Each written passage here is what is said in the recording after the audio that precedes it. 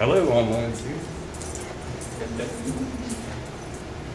All right, so this week, we're at week 2, crime scene identification, collection of evidence. I have a lot to go over. This chapter is packed full of stuff you need to know. I'm only going to go through a small section of it because I think it's very important. You should have already read section 1. And like I said, discussions will always be due by Friday at 6 p.m. Right? Assignments are all due, quizzes are all due Sundays by midnight. And your next chapter or your next week will reveal itself at noon on Sunday. So when you get out of bed, Sunday, you can start reading your next chapter of criminal investigation. I know you guys are all due, especially you. Yes, I can't wait. Right after church, I'm cracking the books on criminal investigation. Right? All right, so we're week 2, crime scene identification. So let's crack our books open. Time class over. 3:45. At 3:30, somebody or everybody remind me it's 3:30, but I got 15 minutes left. Open your books up to page 28. The actions taken by a patrol officer, the initial patrol officer on the scene, often determine the success or failure of a criminal investigation. Your book gives you the illustration, and it's a very good one. The O.J. Simpson murder case, crime scene, was heavily damaged by the responding officers. In fact, it was almost obliterated. It made it very difficult in court for them to use a lot of the evidence that was there because of the officers' mishandling of the initial crime scene. I mean, walking all through it. They not only walked through it, but they went and got other officers and was like, hey, come look at this. Isn't that bad? While they're waiting on detectives and stuff to get there, they obliterated all kinds of evidence and made it contaminated, made it very difficult to prosecute. From the get-go, it complicated the case. Your book tells you that. If you read the first chapter, I see some wide eyes looking at me. That's the first thing that the book talks about here, is the O.J. Simpson case. Police officers responding to a crime scene have several important responsibilities. They must be prepared to inform their superiors of their findings. How do they do that?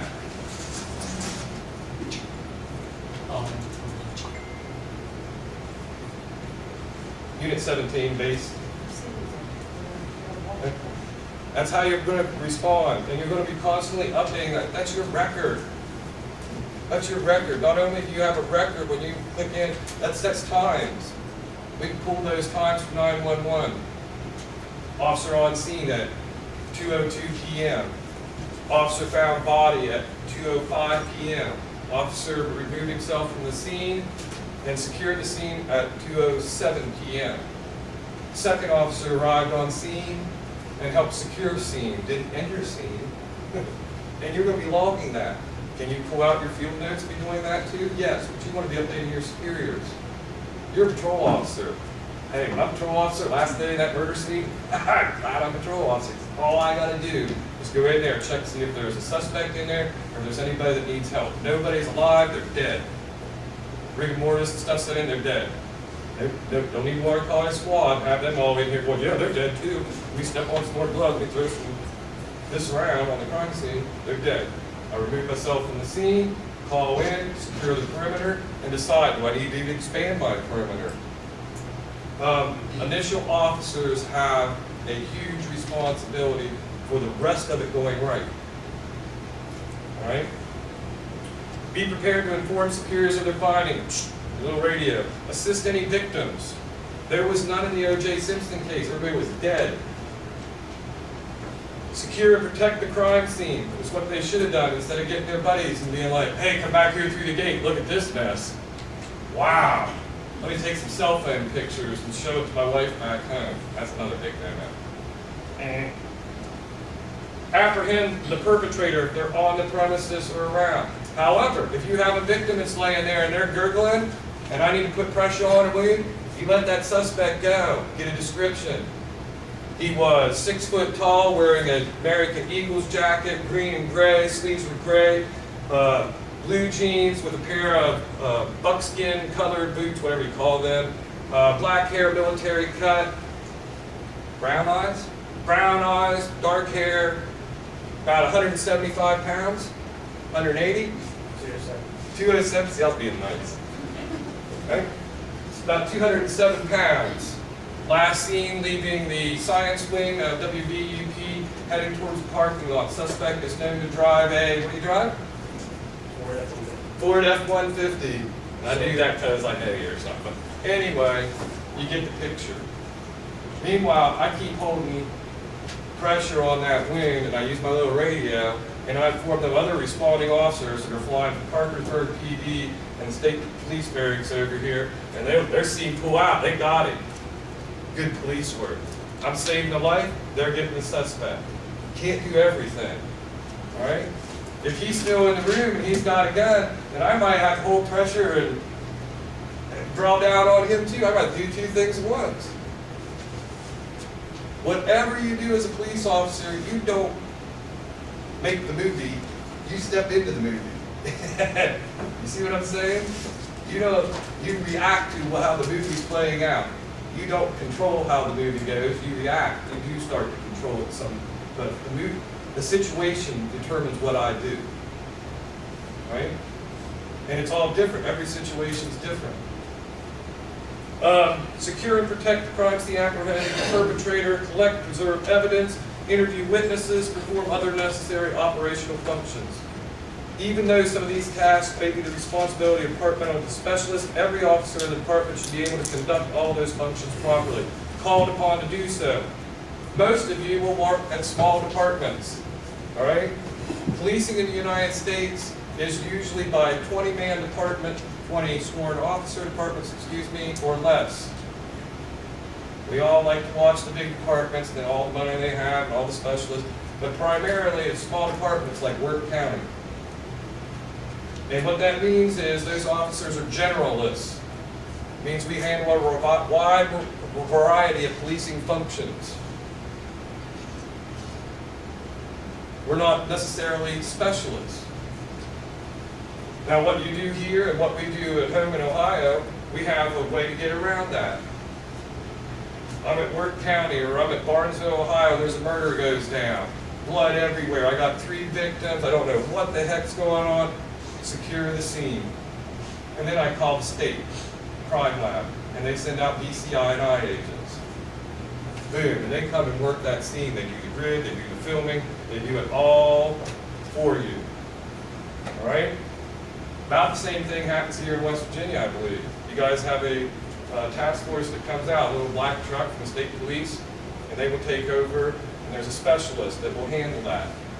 So your main objective as a generalist patrol officer is to go in there, make sure there's nobody still injured, the perpetrator's not on scene, and back out of that scene as nice and neat as you can, remembering where you walked and stepped, not destroying any evidence, and secure the scene and wait for the specialist to arrive. If you don't do that, you could have ruined the whole investigation from the very beginning. All right? So, if you're going to go on and become a specialist, that's great. If you're a patrol officer, you've got to remember to secure the scene. Check for your body, check for your people that are hurt, provide them first aid. And that means I have 2 people down, I need 2 squads here. One's like life-threatening, the other one's got a broken arm. So they know to push it on, at least get me a paramedic squad here. I got one that's like fighting for their life, right? If it's a burning house fire, I gotta pull them out of there. The heck with the crime scene, it's burning. Common sense dictates I gotta get that victim out of there. Well, I can't help it, the movie's in play. I can't change the movie. The house is on fire. Drag the body out.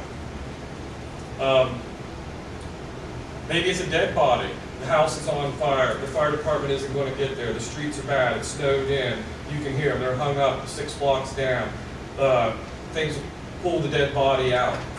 I'd rather have the dead body pulled out and you removed it from the house than it burned up right in there and now I've lost all that evidence on the body. So the circumstance plays out what you need to do. Otherwise, I'd leave the body right where it's at. I back, there's no house fire. I back right up out of there, they're dead. The perpetrator's gone, nobody's around, secure the crime scene. I'm done as control officer. I mean, I gotta take notes and all that and file a report. But my job is done. I wait for the specialist to come. That's very important. Proper management of the crime scene has at least 3 distinct aspects: administrative, operational, and legal. You must comply with the administrative requirements of his or her department with respect to procedures. Be followed en route to the scene, while at the scene, and at departure of the scene. From an operational standpoint, the officer must be aware of all applicable departmental policies. E.g., remember, what's that mean? E.g.? Example. EX period does not mean example. Somebody already sent me something in one class, I can't remember what it was, and they put EX period. I was like, EG period. I'll teach them. I did, that's not a big thing. And the only reason is it makes you, I want you to look like you have college education, and those are just little things that clue people into. They're like, why did I put EX? EX is not the abbreviation, for example, EG period. E period, G period, I'm sorry, is the abbreviation, for example. I period, E period, that is to say. The threefold responsibility can be carried out properly only if the department provides adequate guidance through well-crafted crime scene policies and the necessary training to ensure that all officers understand what is expected of them and what they are permitted to do and not do. Yes. I'm trying to get to page 30 because this is where I really want to be. There's a lot of stuff on page 30. The evidence collection process begins immediately after the discovery of a crime. In most situations, the cursory investigation phase is known as a preliminary investigation. It is defined as initial inquiry by officers to establish facts and circumstances of a suspected crime and to preserve any evidence related to that crime. Preliminary investigation includes securing the crime scene, considering possible arrest of a suspect, locating and questioning witnesses and victims, documenting the crime scene, identifying and collecting evidence. As with any crime scene, the first officer and investigator should consider the scene itself as evidence. The crime scene represents the ultimate situation that places many responsibilities on the first officer arriving at the scene. These include making an arrest, rendering first aid to injured parties, protecting evidence at the scene. The latter responsibility includes preservation of trace evidence, firearms, and blood, and any other bodily fluids. Always remember, your scene may not be necessarily where the crime was committed. You might have multiple scenes. You just happened upon one of them. Crime scenes are dynamic. Protection and preservation of the scene are threefold. Crucial because both avert the possibility of contamination, loss, or unnecessary movement of physical evidence. In the evidence collection process, contamination of evidence occurs most commonly when evidence is not properly secured, is wrongfully mixed with other types of evidence, or is altered significantly from its original condition at the crime scene, like a bunch of officers walking through the crime scene at the O.J. Simpson murder. It screwed up, but they didn't know. They didn't have a lot of training. They messed it up, but at the same time, I feel for them because nobody had been training them. They didn't know they were doing that. They didn't realize it. Trust me, LAPD has tightened up on their academy on that since then. Big time. Trace evidence is any type of material left at or taken from a crime scene or the result of contact between two surfaces.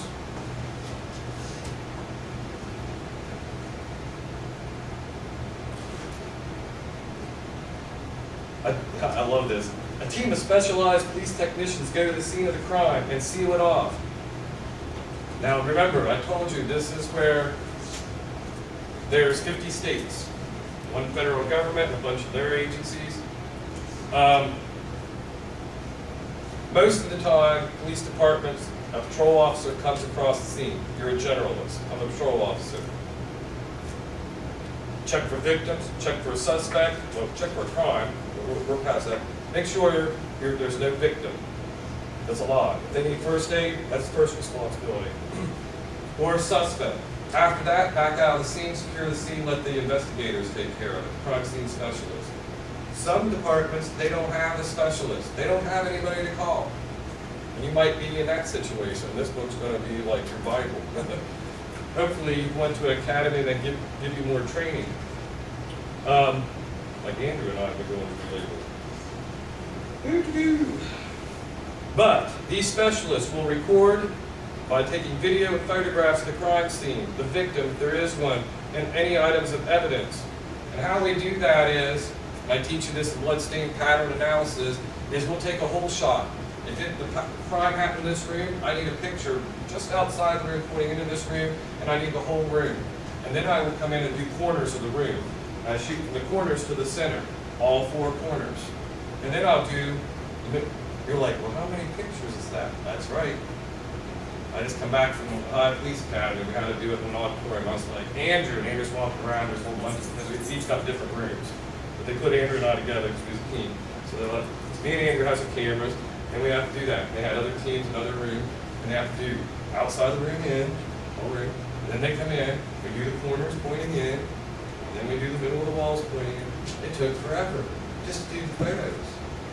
Can you imagine what that would have been like in the 70s when you had the old type film? Now we have digital. My cameras are digital now. I can take lots of photos, and I only have to develop them.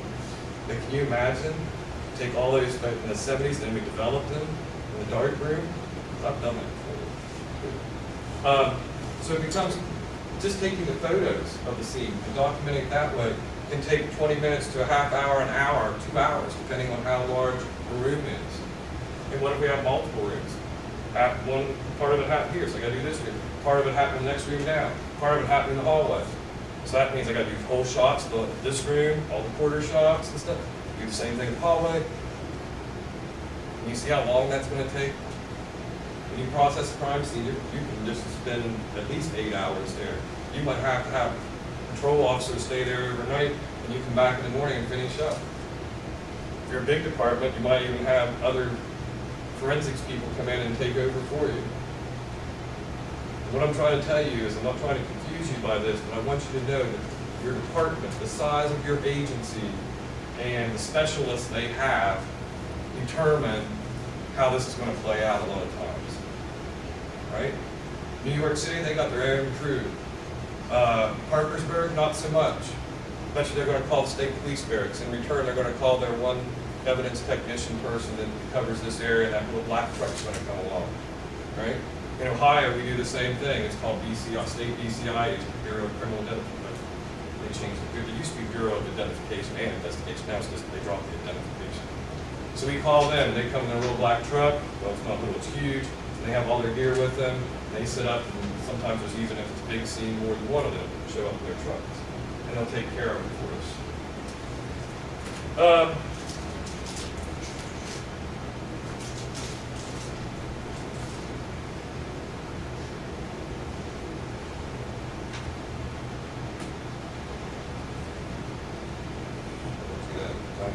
Dynamic, don't do that. If the evidence collection process contamination occurs, most commonly when evidence is not properly secured, wrongfully mixed, got that.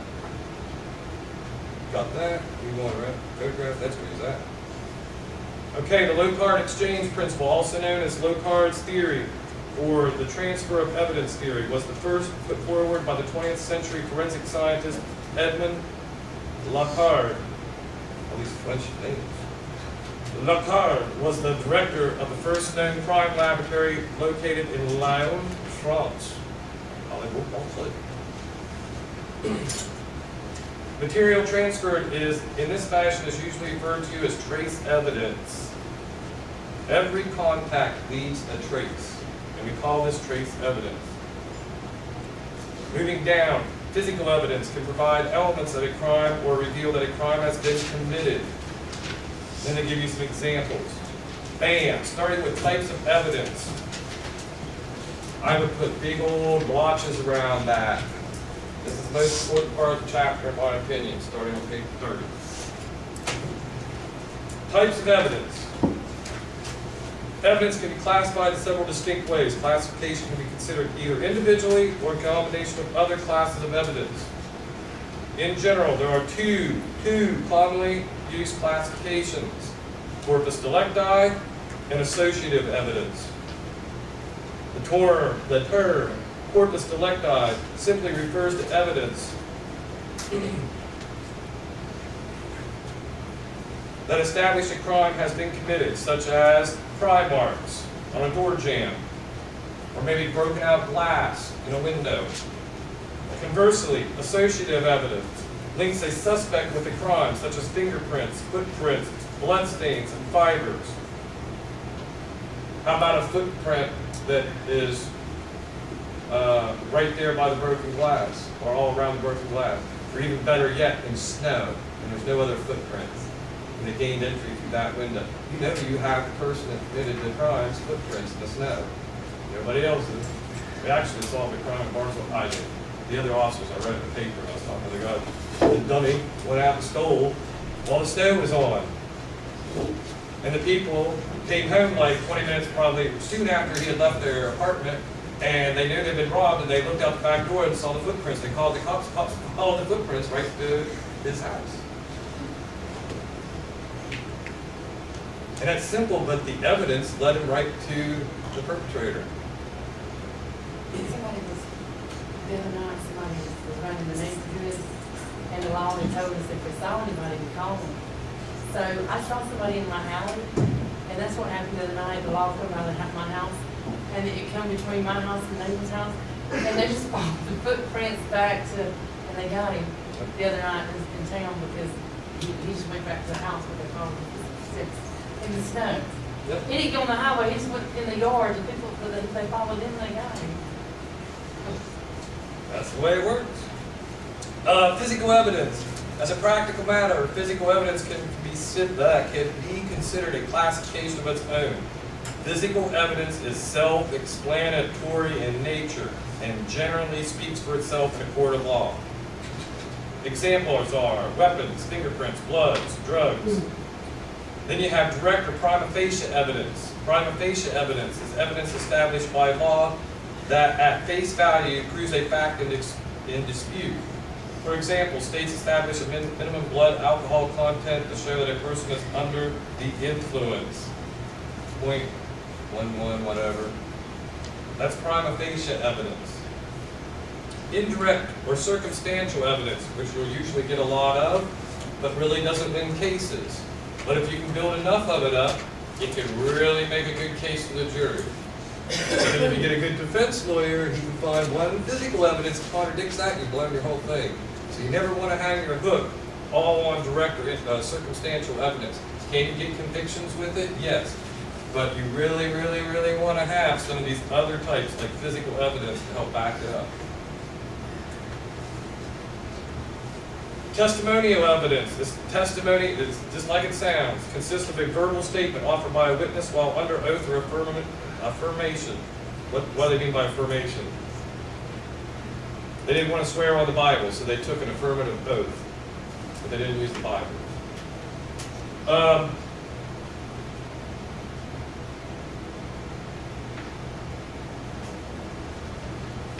Pretrial dispositions are also testimonial evidence.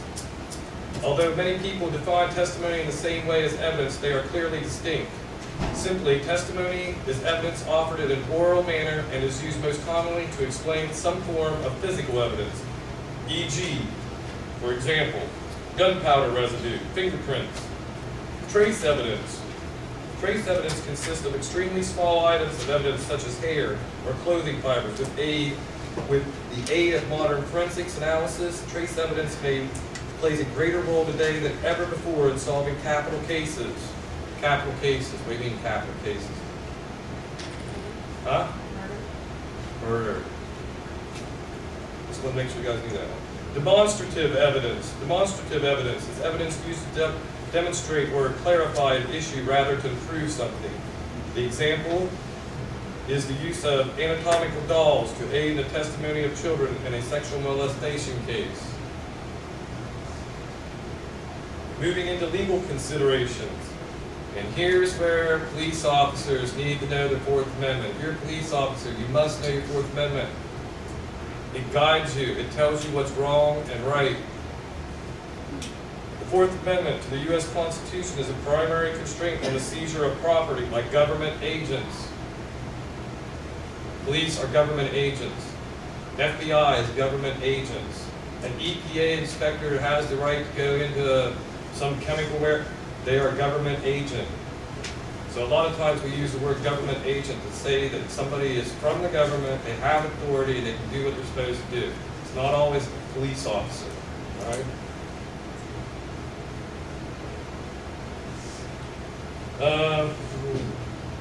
A search warrant designating, here we go, designating the specific premises. You wouldn't believe how critical this is.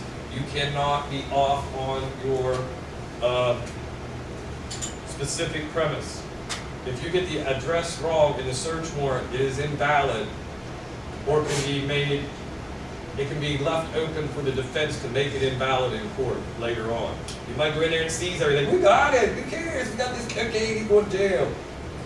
And a month later, you go to court, and your search warrant was for 251 South Lincoln, and you went into 250 South Lincoln. And all that cocaine, those people you busted and all that, they're going to go free. And you're going to flush that cocaine down the toilet, and you ain't going to get nothing out of it. And you're going to see them people walking past you, and a week or two later, you're going to be like, it's going to make you mad. Make sure you get your address correct on your search warrant. And sometimes it's not an address. Sometimes you got to put coordinates. Oh yeah. You know how to do that? Trusty little phone does that for you. You can find your coordinates by using your phone. Alright? Any smartphone will give you longitude and latitude. You get apps for it, pretty easy to do. It'll tell you your exact longitude and latitude. Sometimes your address is longitude and latitude. Right? But it's got to be specific. What if I needed a warrant to raid a homeless, they built a shack of some sort down here along the river, the Bums, all right? And this shack was pretty strong. It had a door on it locked. Without me kicking it in and stuff, all right? Do I need a search warrant? Probably so. Now we could argue it's transient, it's really not. Now, want to be safe? Get a search warrant. What's the address? Don't have one along the river. All right? I'd probably put longitude and latitude of this shack. It's a secure shack. All right? And specific items to be seized is the basic requirement for law enforcement officers to seize property. Specific items. Now, let me tell you this. I'm looking for a car. Stolen car. I get a search warrant. They have an attached garage. Right? And I'm looking, that's all I'm looking for, stolen vehicle. So I break down the front door and I go in and I go through to the garage and I find my stolen car in the garage. Woohoo, found it, woohoo, do a little dance, all right in, got the car, search warrant's good, you know, start arresting people. Now, I'm all happy and I start opening drawers. Oh, look here in this drawer, you got some cocaine here. Well, yeah. Why not? Right, can a stolen car fit in that drawer I pulled open? You can't do that. Now, I walked in the house, busted down the door, had a search warrant, you know, did my thing, busted down the door, go to the garage, find my stolen car. Great. Turn around, walk in the kitchen, and I see a whole bunch of cocaine on the table, what appears to be cocaine. Or let's just make it marijuana, because I can smell it, I can really, you know, because cocaine, you know, it could be flour for all I know. You gotta suspect it. But it's marijuana, great big piles up, it's even bagged up for individual sale. In ounces, or I'm sorry, eighths and quarters and all that. See that, it's on the table. What's that? Can I take it? Huh? Plain view. Yep. Now if they had that in a drawer, and my search warrant was only looking for the car, and they had that in their cupboards, and I went in there and opened up the cupboard, just give me a drink of water. I see that report. Well, you searched the house, you got a drink of water. I was, yeah, just give me a drink of water. Oh, no. And then I'll try to play, it's plain view. So Judge's going to toss out. It's not plain view. So remember that. That's why it has to be, your search warrant has to be specific. Now, if my search warrant, when I went there and I beat on the door, I wasn't looking for a stolen car, but I was looking for drugs.